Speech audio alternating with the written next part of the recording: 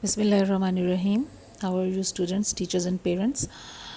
As you all know that we were reading our poem The Mulberry Bush of class 1 English, New Oxford Modern English.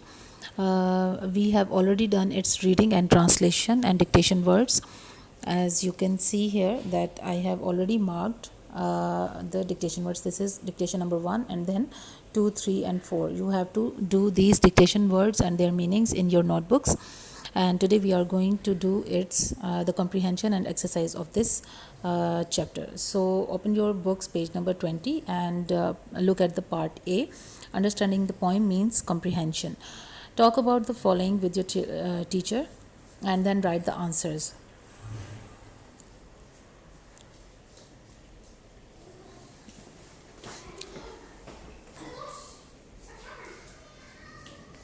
Question A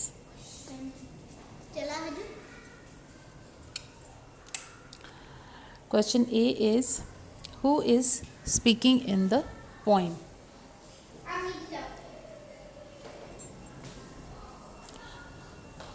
Who is speaking in the poem?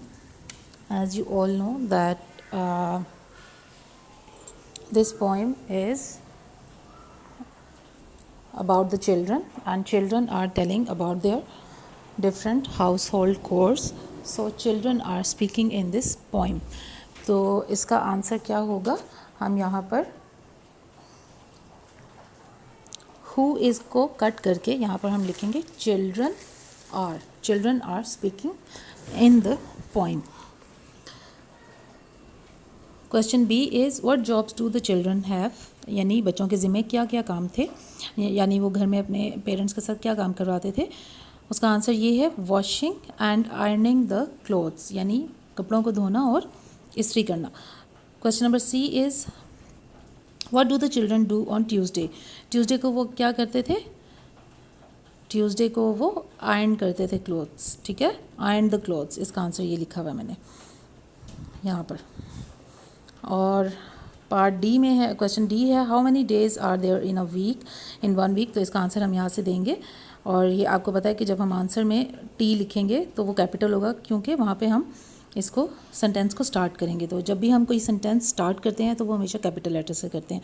तो इसका answer हम लिखेंगे there are 7 days in 1 week. Okay, so ये question answers फिर आपने करने हैं. After that move to page number 21 and here we have this part B. Working with words means we have to learn some vocabulary, and in this vocabulary we are going to learn the names of days of the week, which are Monday, Tuesday, Wednesday, Thursday, Friday, Saturday and Sunday. I hope कि आप लोगों को पहले भी ये आते होंगे, और अगर नहीं आते तो this is the time now to learn these. So this rhyme can be sung, listen to the song, learn it. ये मैंने आपको पहले भी बताया कि ये एक बहुत पॉपुलर नर्सरी राइम है, and you can find it on YouTube and you can sing it along with your children. Sing it with actions. Here is what happens on the other days of the week. अब ये उन्होंने हमें पहले Monday और Tuesday के जो course हैं, बच्चों की जो जॉब्स थी, यानी कि उनके काम थे, वो उन्होंने बताए थे. अब वेडनेसडे को क्या है, यहाँ पे आपने किस तरह सिंग करनी, जैसे मैंने आपको सिंग करनी बताई थी पहले, उस तरह आपने सिंग करते हुए उसमें वेडनेसडे जो है वो करना है. वेडनेसडे को they clean the floor, on Thursday they make their food, Friday mend our clothes. Mend मतलब अपने कपड़ों को वो सही करते थे, या जो कोई बटन टूटा हुआ है या कोई कहीं से उसको वो सिलाई करने वाला है तो वो करते थे. सैटरडे को बेक द ब्रेड, और संडे को सिंग एंड प्ले. तो ये आप लोगों ने जो है इसको सिंग करना है. आफ्टर दैट पार्ट सी है learning about language means in this part we are going to learn something about grammar, something about parts of the speech. And here work in pairs, talk about the pictures below, ask questions like this: who is this, what is he or she doing, give answers. This is dash, he or she is sleeping, he or she is dash. You may use these words, they tell us what the children are doing. अब यहाँ पर उन्होंने ये कहा है कि आपने question और आंसर्स बनाने सीखने हैं using the action words.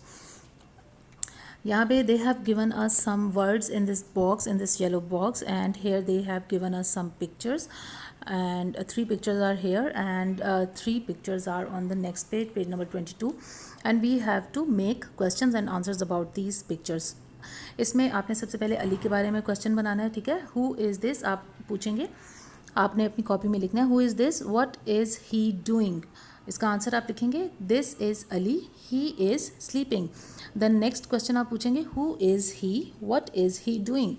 He is Imran, he is reading. यहाँ से आपने जो है वो ये रीड का जो है वो उसके आगे ING लगाना, ओके। यानी रीडिंग यानी अभी वो पढ़ रहा है, ठीक है, अभी वो उसकी पढ़ाई जो है वो जारी है, ठीक है। और अली अभी सो रहा है, स्टिल सो रहा है, इसलिए यहाँ पे भी ING आएगा। तो ये अली के ये स्लीप था, ठीक है। नंबर 2 में आएगा यहाँ पे रीडिंग।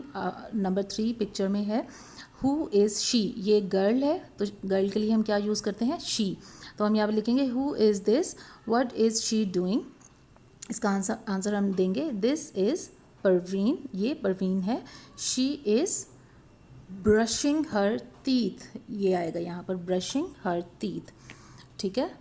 नाउ नेक्स्ट पेज पे हम आ गए यहाँ पर। अब ये पिक्चर है हमारी 4th, इसके बारे में हम पूछेंगे who is this, what is she doing. ये भी एक गर्ल है, तो इसके लिए हम we will use the word she.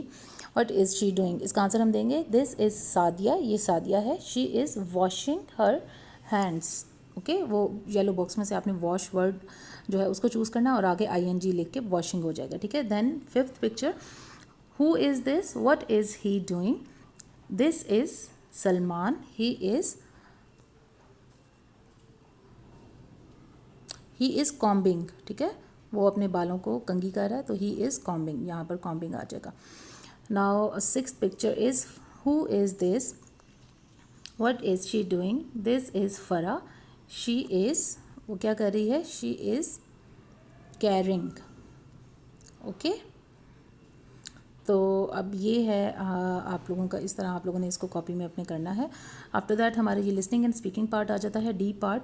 Talk about what you do every week, what do you do at home, what do you do at school, what do you do at the weekend.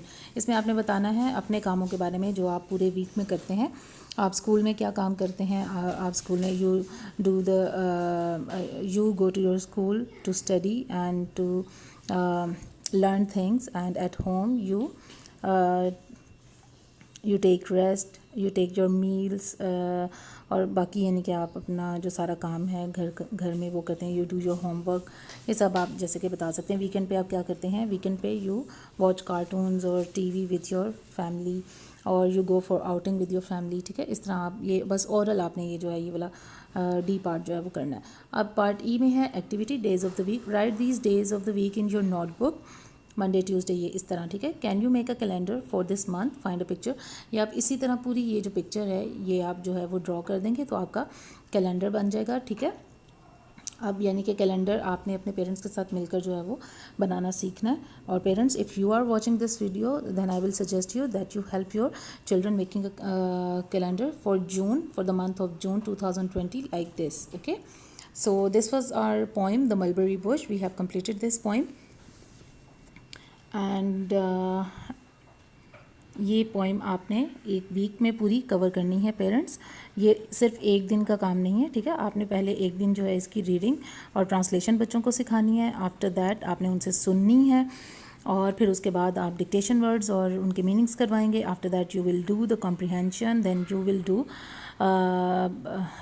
Part B and C of exercise. इस तरह आपने करके ये पूरा जो chapter है ये 1 week में कवर करना है।